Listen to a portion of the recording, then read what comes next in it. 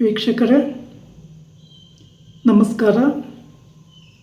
ನಾನು ನಿಮ್ಮ ನಾಗರಾಜ್ ಚೋಳೂರ್, ಪ್ರಖ್ಯಾತ ಜ್ಯೋತಿಷಿ, ವಾಸ್ತು ಹಾಗೂ ಸಂಖ್ಯಾಶಾಸ್ತ್ರಜ್ಞರು ಮಾತನಾಡ್ತಾ ಇರ್ತಕ್ಕಂಥದ್ದು. ವೀಕ್ಷಕರೇ, ಇದೇ ತಿಂಗಳ 17ನೇ ತಾರೀಕು ಸೋಮವಾರ, ಶ್ರಾವಣ ಸೋಮವಾರ, ನಾಗರ ಪಂಚಮಿ ಇದೆ. ಈ ದಿನ ವಿಶೇಷವಾಗಿ ತುಂಬ ಜನ ನಾಗದೇವರಿಗೆ ಪೂಜೆಯನ್ನು ಕೊಡೋದು ಸಂಪ್ರದಾಯ. ನಾಗನ ಕ್ಷೇತ್ರಗಳಲ್ಲಿ ಅದು ಯಾವುದೇ ಆಗಿರ್ಬೋದು, ಕುಕ್ಕೆ ಸುಬ್ರಹ್ಮಣ್ಯ ಆಗಿರ್ಬೋದು, ನಾಗರ ನವಿಲೆ ಆಗಿರ್ಬೋದು, ಘಾಟಿ ಸುಬ್ರಹ್ಮಣ್ಯ ಆಗಿರ್ಬೋದು, ಕಾಳಹಸ್ತಿ ಆಗಿರ್ಬೋದು, ಈ ಸ್ಥಳಗಳಲ್ಲೆಲ್ಲ ಇನ್ನಿತರೆ ಸ್ಥಳಗಳಲ್ಲಿಯೂ ಸಹ ವಿಶೇಷವಾದಂಥ ಪೂಜೆಗಳು ನಾಗದೇವರಿಗೆ ನಡೀತವೆ. ಈ ದಿನ ಯಾರು ನಾಗನಿಗೆ ಸಂಬಂಧಪಟ್ಟ ಪೂಜೆ ಮಾಡಿಸ್ಬೇಕು ಅಂತ ಅಭಿಲಾಷೆ ಇರ್ತಿರೋ ಅವರೆಲ್ಲ ಶ್ರದ್ಧಾಭಕ್ತಿಯಿಂದ ಸ್ನಾನಾದಿಗಳನ್ನು ಮಾಡಿಕೊಂಡು ನಿಮ್ಮ ಮನೆ ದೇವರಿಗೆ ದೀಪ ಹಚ್ಚಿ ಅನಂತರ ದೇವರ ಸಾನ್ನಿಧ್ಯಗಳಿಗೆ ಹೋಗಿ ಪೂಜೆ ಮಾಡಿಸ್ತಕ್ಕಂಥದ್ದು ಬಹಳ ಉತ್ತಮ.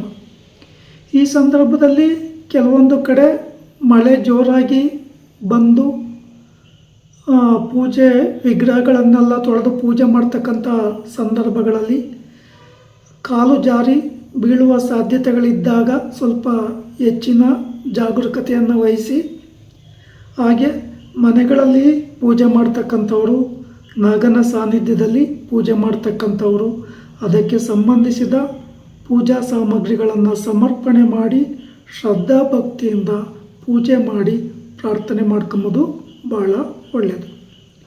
ವೀಕ್ಷಕರೇ, ಈ ನಾಗ ದೇವರ ವಿಚಾರವಾಗಿ ಮಾತನಾಡುವ ಸಂದರ್ಭಗಳಲ್ಲಿ ಪ್ರತಿಯೊಬ್ಬರಿಗೂ ನಾಗದೋಷ, ಸರ್ಪದೋಷ ಇದ್ದೇ ಇರ್ತದೆ.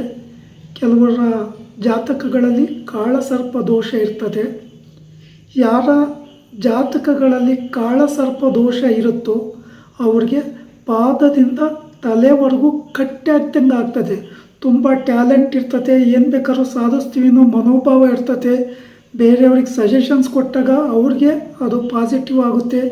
ಇವರು ಎಷ್ಟೇ ಎಫೆಕ್ಟ್ ಹಾಕಿದ್ರು, ಪ್ರಯತ್ನ ಪಟ್ಟರು ಪಾಸಿಟಿವ್ ರಿಸಲ್ಟನ್ನು ತಗೊಂಬಕ್ಕಾಗೋದೇ ಇಲ್ಲ. ಇನ್ನು ಕೆಲವ್ರಿಗೆ ಆರೋಗ್ಯದ ಮೇಲೆ ತುಂಬ ಸಮಸ್ಯೆಗಳನ್ನು ಬೀರುತ್ತೆ. ಸಪೋಸ್ ಕೆಲವ್ರಿಗೆ ಪಾದದಲ್ಲೆಲ್ಲ ಕಪ್ಪು ಮಚ್ಚೆ ಕಾಣ್ತಕ್ಕಂಥದ್ದು, ಕೆಲವರಿಗೆ ಅಲರ್ಜಿ ಆಗ್ತಕ್ಕಂಥದ್ದು, ಕೆಲವರಿಗೆ ಚರ್ಮ ಎಲ್ಲ ತುರ್ಕಿ ಆಗ್ತಕ್ಕಂಥದ್ದು, ಇದೆಲ್ಲ ಸಾಧ್ಯತೆಗಳು ಹೆಚ್ಚಾಗಿ ಕಂಡುಬರ್ತದೆ. ಮತ್ತು ಕೆಲವು ಸಂದರ್ಭಗಳಲ್ಲಿ ನಾಗ ದೇವರು ಕನಸಿನಲ್ಲೆಲ್ಲ ಬಂದು ಕಾಡ್ತಕ್ಕಂಥದ್ದು ಅಥವಾ ಕನಸು ಬೀಳ್ತಕ್ಕಂಥ ಸಾಧ್ಯತೆಗಳು ಹೆಚ್ಚಾಗಿ ಇರ್ತದೆ. ಯಾರಿಗೆ ಈ ಸರ್ಪದೋಷದ ಎಫೆಕ್ಟು ತುಂಬ ಸ್ಟ್ರಾಂಗ್ ಆಗಿರುತ್ತೋ ಕೆಲವೊಂದು ಸಂದರ್ಭಗಳಲ್ಲಿ ಅವರು ಆತ್ಮಹತ್ಯೆಗೂ ಪ್ರಯತ್ನ ಪಡ್ತಾರೆ ಅಥವಾ ಆತ್ಮಹತ್ಯೆಯೂ ಆಗಲಿಕ್ಕೆ ಸಾಧ್ಯತೆ ಇರ್ತದೆ. ಯಾವ ರೀತಿ ಇದರ ಎಫೆಕ್ಟ್ ಅಂದರೆ ನಮ್ಮ ನೆರಳೆ ನಮ್ಮ ಬೆನ್ನಿಂದೆ ಇರುತ್ತೆ ಅಂತ ಹೇಳ್ತೀವಲ್ಲ, ಅಷ್ಟೊಂದು ನೆಗೆಟಿವ್ ಎಫೆಕ್ಟಿವ್ ಆಗಿರ್ತದೆ. ಆದ್ದರಿಂದ ತಪ್ಪದೆ ನಾಗದೇವರಿಗೆ ಪೂಜೆಯನ್ನು ಸಲ್ಲಿಸ್ತಕ್ಕಂಥದ್ದು ತುಂಬ ಉತ್ತಮ. ಕೆಲವರು ಯುಗಾದಿ ಹಬ್ಬದಲ್ಲಿ ನಾಗನ ಸಾನ್ನಿಧ್ಯಗಳಲ್ಲಿ ಪೂಜೆ ಸಲ್ಲಿಸ್ತಾರೆ. ಕೆಲವರು ಗೌರಿ ಗಣೇಶ ಹಬ್ಬದಲ್ಲಿ ನಾಗನ ಸಾನ್ನಿಧ್ಯದಲ್ಲಿ ಪೂಜೆಯನ್ನು ಸಲ್ಲಿಸ್ತಾರೆ.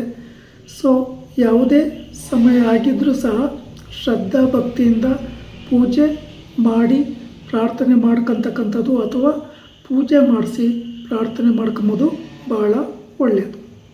ಈಗ ನಡೀತಾ ಇರ್ತಕ್ಕಂಥ ಸಂದರ್ಭದಲ್ಲಿ ಗೋಚರ ರೀತಿ ಮೇಷರಾಶಿಯವ್ರಿಗೂ ಸರ್ಪದೋಷ ಇದೆ, ವೃಷಭ ರಾಶಿಯವ್ರಿಗಿದೆ, ಮಿಥುನ ರಾಶಿಯವ್ರಿಗೂ ಇದೆ, ಕಟಕ ರಾಶಿಯವ್ರಿಗೂ ಇದೆ, ಸಿಂಹ ರಾಶಿಯವ್ರಿಗೆ ತುಂಬ ಸ್ಟ್ರಾಂಗ್ ಆಗಿದೆ, ತುಲಾ ರಾಶಿಯವ್ರಿಗಿದೆ, ವೃಶ್ಚಿಕ ರಾಶಿಯವ್ರಿಗೆ ಇದೆ, ಮಕರ ರಾಶಿಯವ್ರಿಗೂ ಇದೆ, ಕುಂಭ ರಾಶಿಯವ್ರಿಗೂ ಬಲವಾಗಿ ಇದೆ, ಮೀನ ರಾಶಿಯವ್ರಿಗೂ ಇದೆ. ತಪ್ಪದೆ ನಾಗದೇವರಿಗೆ ಪರಿಹಾರ ಮಾಡ್ಕೊಂಬೋದು ಭಾಳ ಉತ್ತಮ.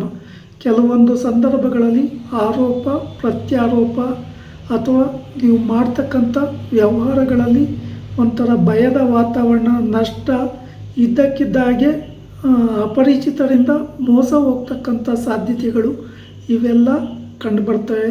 ಕೆಲವು ಸಂದರ್ಭಗಳಲ್ಲಿ ನಮ್ಮ ಕಂಟ್ರೋಲಲ್ಲಿ ನಾವೇ ಇರೋದಿಲ್ಲ, ಏನೋ ಮಾಡೋಕ್ಕೆ ಹೋಗಿರ್ತೀವಿ, ಇನ್ನೇನೋ ಆಗ್ತಾ ಇರ್ತದೆ. ಆದ್ದರಿಂದ ತಪ್ಪದೆ ನಾಗದೇವರಿಗೆ ಎಲ್ಲರೂ ಶ್ರದ್ಧಾ ಭಕ್ತಿಯಿಂದ ಪೂಜೆ ಮಾಡಿಸೋದು ಭಾಳ ಉತ್ತಮ. ಹಾಗೆ ವಿಶೇಷವಾಗಿ ಕುಕ್ಕೆ ಸುಬ್ರಹ್ಮಣ್ಯದಲ್ಲಿ ಅಥವಾ ನಾಗನ ಕ್ಷೇತ್ರಗಳಲ್ಲಿ ಪೂಜೆ ಸಲ್ಲಿಸ್ತಕ್ಕಂಥ ಸಂದರ್ಭಗಳಲ್ಲಿ ತುಂಬ ಹೆಚ್ಚಿನ ಜಾಗರೂಕತೆಯನ್ನು ವಹಿಸಿ, ಜನಸಂದಣಿ ಇರ್ತದೆ. ನಿಮ್ಮ ಅಮೂಲ್ಯ ವಸ್ತುಗಳ ಕಡೆ ಹೆಚ್ಚಿನ ಗಮನ ಕೊಡಿ. ಮೊಬೈಲ್ ಆಗಿರ್ಬೋದು, ಹಣ ಆಗಿರ್ಬೋದು, ಚಿನ್ನ ಆಗಿರ್ಬೋದು, ಮಕ್ಕಳಾಗಿರ್ಬೋದು, ಅಥವಾ ನಿಮ್ಮ ವಾಹನಾದಿಗಳ ಬಗ್ಗೆಯೂ ಪೂರ್ಣ ಪ್ರಮಾಣದ ಎಚ್ಚರಿಕೆ ತೆಗೆದುಕೊಂಡು ಪೂಜೆ ಮಾಡಿಸ್ಕೊಂಡು ಬನ್ನಿ. ನಾಗದೇವರ ಆಶೀರ್ವಾದ ನಿಮ್ಮ ಕುಟುಂಬಕ್ಕೆ ಶ್ರೇಯಸ್ ಉಂಟು ಮಾಡಲಿ ಅಂತೇಳಿ ಪ್ರಾರ್ಥನೆ ಮಾಡ್ಕೊತೀನಿ. ಎಲ್ಲ ಗ್ರಹಗಳಿಗಿಂತ ಪವರ್ಫುಲ್ ಗ್ರಹಗಳು ನಾಗದೇವರ ಗ್ರಹಗಳು. ಅದರಿಂದ ಶ್ರದ್ಧಾ ಭಕ್ತಿಯಿಂದ ಪೂಜೆ ಮಾಡಿ ಅವರ ಆಶೀರ್ವಾದಕ್ಕೆ ಪಾತ್ರರಾಗಿ. ನಮಸ್ಕಾರ. ಈ ವಿಡಿಯೋ ಇಷ್ಟ ಆಯಿತು ಅಂದರೆ ಲೈಕ್ ಮಾಡಿ, ಶೇರ್ ಮಾಡಿ, ಫಾಲೋ ಮಾಡಿ, ಆ ಲೈಕನ್ ಒತ್ತಿ, ಬೆಲ್ಲೈಕನ್ ಒತ್ತಿ. ನಮಸ್ಕಾರ.